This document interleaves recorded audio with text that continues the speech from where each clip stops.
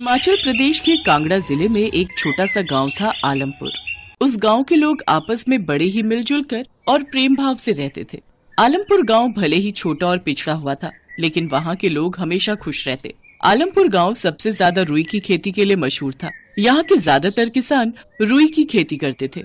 ये छोटा सा गांव जिले से काफी दूर बसा हुआ था, जिस कारण यहाँ सुख सुविधा देर से पहुँचती थी। इस गांव के एक ओर जहाँ बड़ा पहाड़ था, तो वहीं दूसरी ओर बहती नदी और तीसरा रास्ता वो घना जंगल था, जहाँ खतरनाक जंगली जानवर रहते थे। जब भी किसी को गांव से बाहर जाना होता था, तो उसे वो पूरा पहाड़ चढ़कर दूरी तय करनी होती थी। और अगर गांव का कोई आदमी बीमार हो जाता, तो उसे खाट में लेटाकर गांव के मर्द पहाड़ पार करवाते। लेकिन बरसात के समय उनके लिए और भी मुसीबत हो जाती। जब एक ओर पहाड़ से पत्थर गिरते, तो दूसरी तरफ नदी अपने उफान पर रहती। एक रोज चिरायू अपनी माँ से बोलता है, माँ, आज मेरा स्कूल जाना जरूरी है, मुझे अपनी किताबें लेने जाना है। हाँ मेरे लाल, आज तुम्हें तुम्हारी किताबें जरूर मिल जाएंगी।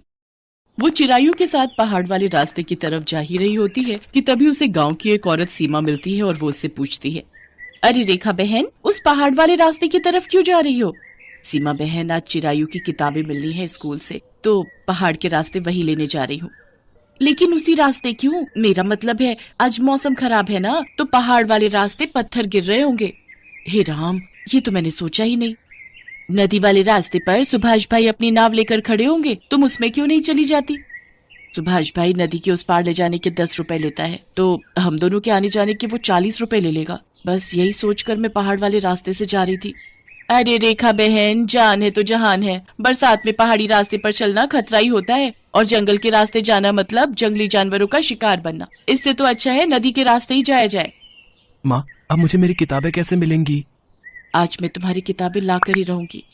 सीमा की बात मानकर रेखा नदी वाले रास्ते पर जाती है, जहाँ पहले से और भी गांव वाले उस सुभाष नाव चालक का इंतजार कर रहे थे। बरसात के कारण नदी में काफी ज्यादा पानी था। पता नहीं ये मुआ सुभाष कहाँ मर गया। सुबह से दिन होने वाला है, अभी तक नहीं आया। मुझे शहर में अस्पताल जाना था अपनी दवाई लेने। काकी, मैं भी सुबह से उसी की बाट में बैठा हूँ। शहर जाकर दिहाड़ी मजदूरी करते तो कुछ पैसे आ जाते, उससे 2 वक्त की रोटी खा लेते। वो सभी बातें कर ही रहे होते हैं कि तभी सुभाष वहाँ अपनी नाव लेकर आ जाता है। चलो चलो, किस किस को चलना है गाँव के उस पार? लेकिन आज पूरे 50 रुपए लगेंगे। हाँ, पहले कह देता हूँ। लेकिन कल तक तो तुम 10 रुपए लेते थे, फिर अब 4 गुना भाड़ा क्यों बढ़ा दिया? हमारे पास तो इतने पैसे नहीं है। कल मुहे आग लगे तेरी इस नाव को, मैं तो नहीं जाती अस्पताल तेरी इस नाव में नास पीटे। अगर काम पर नहीं गया तो कमाऊंगा क्या और खाऊंगा क्या? मेरी दिहाड़ी तो 300 रुपए है। अगर उसमें से ये 50 रुपए आने जाने के भी लेगा, तो कम से कम 2 वक्त की रोटी के पैसे तो मेरे पास आ ही जाएंगे। इतना सोचकर केवल बिरजू और मजदूरी करने वाले दूसरे लोग उसकी नाव में बैठ जाते हैं, जबकि कमला काकी और रेखा वापस आ जाते हैं। घर आकर रेखा ये सारी बात सीमा को बताती है। सीमा ही उस गांव में थोड़ी पढ़ी लिखी थी। आने जाने की सुख सुविधा न होने के कारण ज्यादातर चिरायू स्कूल नहीं जा पाता था, इसलिए रेखा के बेटे चिरायू को कभी कभार सीमा ही पढ़ा दिया करती थी। रेखा की बात सुनकर सीमा मुखिया के पास जाती है और सुभाष की शिकायत उनसे करती है। उसकी इतनी हिम्मत, गांव की बहू बेटियों से वो इस तरह पैसा लूट रहा है। उसे आने दो, मैं उसे बताऊंगा। लेकिन मुखिया खुद सुभाष से मिला हुआ होता है। वो उसकी कमाई का आधा हिस्सा उससे ले लिया करता था, इसलिए उसे कुछ नहीं कहता। ये सिलसिला कई रोज तक ऐसा ही चलता रहा। फिर एक रोज शहर से कुछ अधिकारी उस गांव में आए। उनमें से एक अधिकारी ने पूछा, यहाँ पर सीमा कौन है, जो पूरे 6 महीने से लगातार सरकार को पत्र लिख रही है? जी कहिए साहब, मेरा नाम ही सीमा है और मैं ही कई महीनों से आपको खत लिख रही थी, लेकिन उसका अब तक कोई निष्कर्ष नहीं निकला साहब। देखिए, आपकी समस्या के समाधान के लिए ही सरकार ने हमें यहाँ भेजा है। आपकी बात सरकार तक पहुँच गई है। अब आपके गाँव से एक सड़क शहर जाने के लिए बनेगी। हमारी तरफ से मजदूर आएंगे जो आकर सड़क का निर्माण करेंगे। साथ ही सरकारी अधिकारी भी मौजूद रहेंगे जो कि पूरे काम की निगरानी रखेंगे। जहाँ ये बात सुनकर गांव के सभी लोग खुश थे, तो वहीं दूसरी ओर मुखिया और सुभाष का चेहरा मुरझा जाता है। अब क्या करें मुखिया जी? अगर इस गांव में सड़क बन गई तो फिर मेरी रोजी रोटी पर पानी फिर जाएगा। तुमसे ज्यादा तो मैं परेशान हूँ। अब कुछ तो हमें सोचना ही होगा। वैसे एक तरीका है। वो क्या मुखिया जी? एक बार इस सड़क को बन जाने दो, फिर उसे हम बम से उड़ा देंगे। लेकिन हम बम कहाँ से लाएंगे? शहर में मेरा एक दोस्त रहता है, मैं तुम्हें उसका पता दूंगा। उससे तुम जाकर कहना कि मैंने तुम्हें भेजा है, वो तुम्हें बम दे देगा। उधर गांव में सड़क बनने से चिरायू बहुत खुश था। माँ, अपने गांव में सड़क बन जाने से क्या होगा? बेटा, सड़क बनने के बाद तुम हर रोज स्कूल आ जा सकोगे, और वो भी बिल्कुल सही समय पर। ये अब मैं भी रोज स्कूल जाऊंगा। पहाड़ काटकर सड़क का निर्माण कार्य शुरू हुआ। सड़क का काम जोरों शोरों से चलने लगा। दिन रात गांव वाले और सरकारी कर्मचारी सड़क बनाने में जुट गए और आखिरकार सड़क का निर्माण कार्य पूरा हुआ। अगले दिन सड़क का उद्घाटन होना था, लेकिन उससे पहले ही एक रात सुभाष ने शहर से बम लाकर उस सड़क में फिट कर दिया और रात को सभी गाँव वालों के सो जाने पर मुखिया ने रिमोट का बटन दबा दिया, लेकिन बम सही तरीके से नहीं लगा था, जिसकी वजह से सड़क का आधा हिस्सा ही टूटता है। हे राम, ये तो आधी सड़क ही टूटी है मुखिया जी। बात तो मेरे भी कुछ समझ नहीं आई। अच्छा, एक काम कर, अपने खेतों में जो रुई की बोरियां भरकर रखी हैं, उन्हें इस सड़क पर बिछा दे और उसे अच्छे से ढक दे। रात भर सुभाष ने उस सड़क को अच्छे से रुई से ढक दिया। उसे देखकर बिल्कुल भी पता नहीं चल रहा था कि सड़क टूटी भी है या नहीं। अगले दिन सुबह गांव के सभी लोग सड़क उद्घाटन के लिए इकट्ठा हो गए। तभी चिरायू ने कहा, ये अब तो मैं रोज इस सड़क पर खेलूंगा। और माँ, तुम मुझे शहर से साइकिल दिलाकर लाना। मैं रोज इस नई सड़क पर साइकिल चलाऊंगा और अब सबसे पहले मैं इस सड़क देवी की पूजा करूंगा। हाँ हाँ मेरे बच्चे।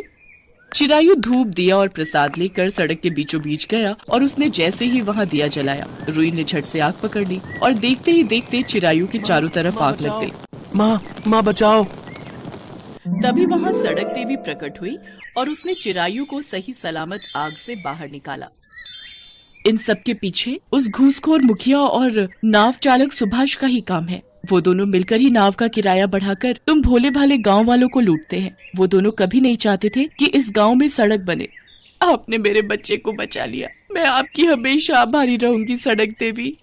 इन सब में तुम्हारी और इस बच्चे की कोई गलती नहीं है, इसलिए मैं तुम सबको वरदान देती हूँ कि ये रुई की सड़क अब असली की हो जाएगी और कोई भी व्यक्ति अब इस रुई की वजह से परेशानी में नहीं आएगा। ये अब सचमुच की मजबूत रुई की सड़क बन जाएगी। इसमें कितने भी भारी से भारी वाहन आ जा सकेंगे। ये गांव जो पहले ही अपनी रुई की खेती के लिए मशहूर था, अब ये गांव रुई की सड़क के नाम से भी प्रसिद्ध होगा।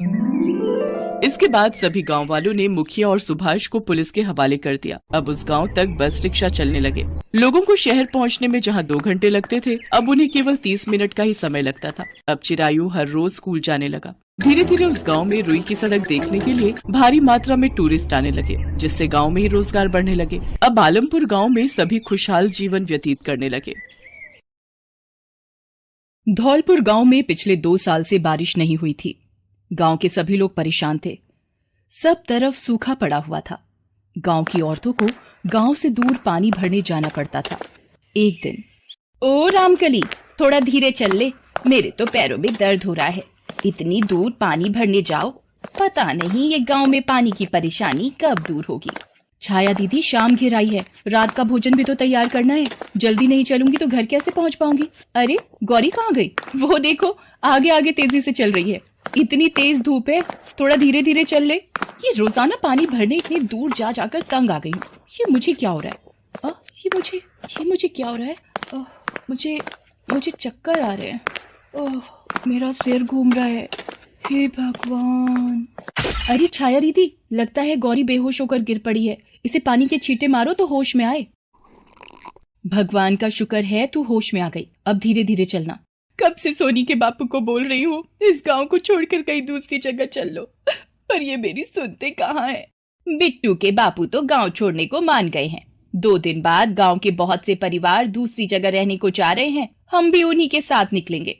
मेरे पति ने भी मुखिया जी से बात कर ली है। मुखिया जी भी अपने परिवार के साथ इस गांव को छोड़कर जाने की सोच चुके हैं। फिर तेरे पति को तेरी और बच्चों की चिंता क्यों नहीं हो रही?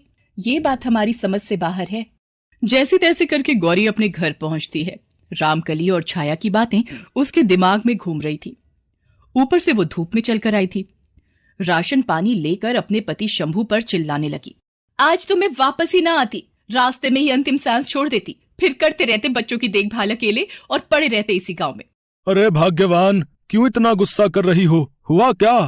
बापू, रामकली चाची बता रही थी कि माँ रास्ते में चक्कर खाकर गिर गई थी। रहने दे सोनी, मेरे बारे में कुछ भी बताने की जरूरत नहीं है इन्हें। क्या फर्क पड़ता है मैं मरूं या जीऊं? ये तो इसी गांव में ही पड़े रहेंगे। सारा गांव खाली हो रहा है धीरे धीरे, और ये हैं कि जमकर यहीं बैठे हैं।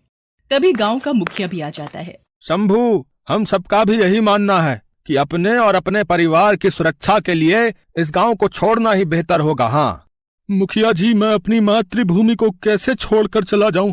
मेरा जन्म इसी गांव की धरती पर हुआ है। मेरे माँ बाप की निशानी, मेरा ये घर उनकी याद दिलाता है। मैं यहाँ से कहीं नहीं जाऊंगा। मुझे माफ करना मुखिया जी। तुम्हें नहीं जाना तो मैं सोनी और दीपू को लेकर जा रही हूँ। पड़े रहो अकेले। कल सुबह रामकली और छाया के साथ निकल जाऊंगी। मैं क्या करूं भगवान, मेरे पूर्वजों की मिट्टी, मेरी मातृभूमि, मेरी जन्मभूमि इसी गांव की मिट्टी है। मुझे आज भी अपने स्कूल का वो दिन याद है जब मास्टर जी हमें पढ़ा रहे थे। तो बच्चों, समझ में आया? हमारी मातृभूमि हमारी माता है। इसका मतलब मातृभूमि हमारी माँ के समान है, यानी कि इस गांव की मिट्टी मेरी माँ है मास्टर जी। हाँ शंभू बेटा, मातृभूमि वो भूमि है जहाँ मनुष्य जन्म लेता है, उसकी मिट्टी में खेलकर बड़ा होता है, उस मिट्टी से अपनी जान से भी ज्यादा प्रेम करता है और उसे माँ का दर्जा देता है। मास्टर जी, मैं हमेशा अपनी मातृभूमि अपने गांव में ही रहूंगा। इस गांव को छोड़कर मैं कभी नहीं जाऊंगा। शंभू की याद वापस आ जाती है। उसकी आंखें आंसुओं से भर आती हैं। अगले दिन धीरे धीरे पूरा गांव खाली होने लगा। सब लोग अपने परिवार वालों के साथ दूसरी जगह जाने लगे। लगता है सब चले गए, पर मैं अपने गांव की धरती पर ही रहूंगा, मैं कहीं नहीं जाऊंगा। गौरी, तुम क्या हुआ, गई नहीं? कुछ भूल गई क्या जो लौट आई हो? हाँ, तुम्हें भूल गई थी, इसलिए वापस आ गई हूँ। मुझे माफ कर दो। मैं तुम्हें अकेला छोड़कर जाने लगी थी। मैं पत्नी का कर्तव्य भूलकर अपना स्वार्थ देख रही थी। आपको मुसीबत के समय अपनों की जरूरत है और मैं आपको ही छोड़कर जा रही थी। मैं कहीं नहीं जाऊंगी, बल्कि इस मुसीबत से निकलने में आपका सहयोग करूंगी। गौरी और बच्चों को वापस अपने पास देखकर शंभू बहुत खुश होता है। उसकी हिम्मत बढ़ गई थी।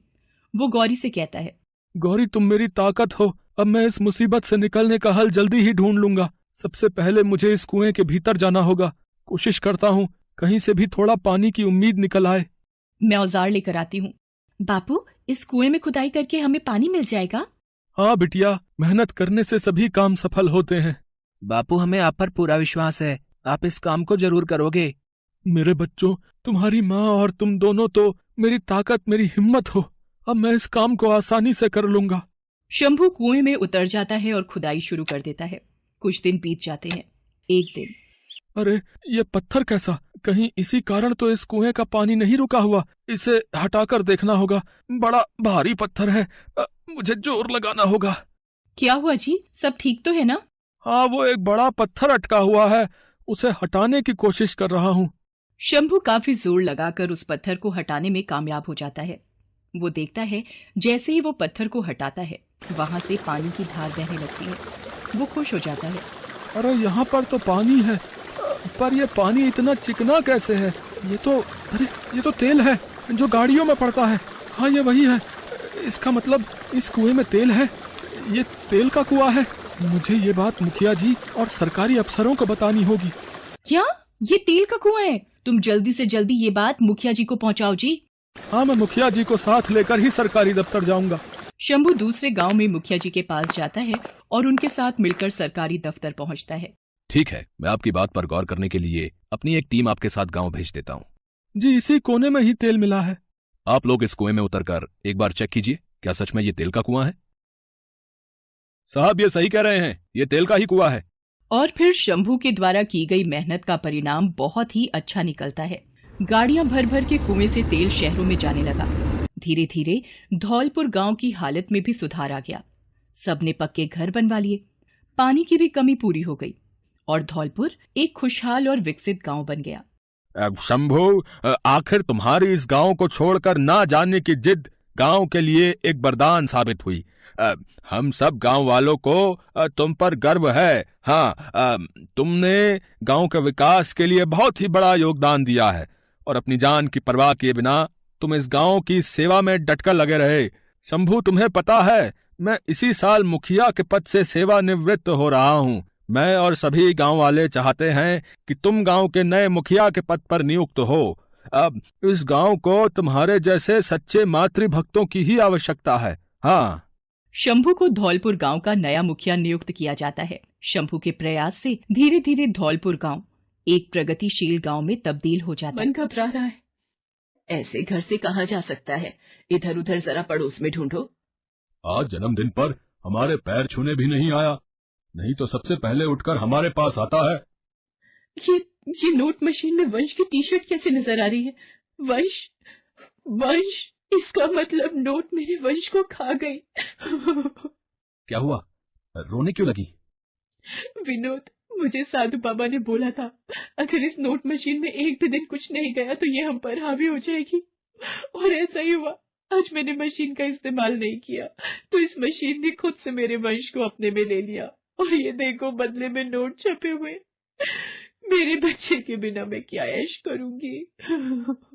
वर्षा रोने लगती है, पर नोट वाली मशीन वर्षा के पति विनोद, सास और ससुर तीनों को खींच लेती है और बदले में ढेर सारे नोट मशीन से बाहर आ जाते हैं। ये नहीं हो सकता, मैं अपने परिवार के बिना ये सब धन दौलत क्या करूंगी। मेरी असली दौलत तो मेरा परिवार है। साधु बाबा आप सही कह रहे थे, मुफ्त का धन खुशी नहीं देता, मेहनत से जितना भी कमाओ खुशी देता है। बाबा ये मशीन वापस ले लो, मुझे मेरे अपने दे दो, मैं कभी लालच नहीं करूंगी। नोट मशीन मेरे परिवार के लोगों को वापस कर नहीं तो मैं तुझे तोड़ दूंगी। हे भगवान, इसके दिन में देखने वाले सपनों ने तो दिमाग खराब किया हुआ है, तभी नींद में सब कुछ फेंक रही है। वर्षा, ओ वर्षा, आज वंश का जन्मदिन है, उसके दोस्त आते ही होंगे। भटूरे का आटा तैयार कर दिया है, जाकर छोले बना ले। विनोद केक लेने गया हुआ है और तेरे बाबूजी वंश के साथ गुब्बारे फुलाने में लगे हुए हैं। ये सपना था, मेरे अपने मेरे पास है। माँ जी इधर आना, आज आपको गले लगाने का मन हो रहा है। आज इतना लाड क्यों दिखा रही है? कहीं इसलिए तो नहीं छोले भी मैं ही बना दूं? मेरी प्यारी सासू माँ। हेलो दोस्तों, कैसे हैं आप सब? हमारी कहानियाँ देखने के लिए हमारे चैनल को सब्सक्राइब कीजिए और हाँ, बेल आइकॉन पर क्लिक करना मत भूलिएगा।